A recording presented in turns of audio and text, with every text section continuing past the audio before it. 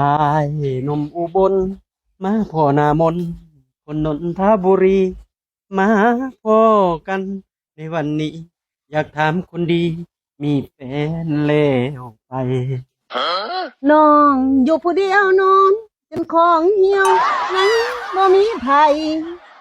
ท่านเป็นอายนั้นสนใจรีบจองเร็วไว้ใจน้องยังว่างมาพ่อกันระหว่างทางอยากถามน้องนางเจ้าไปไสมาน้องอยู่โรงพยาบาลศรีธัญญาหมอบอกให้มารับยาก่อนฟ้าสาง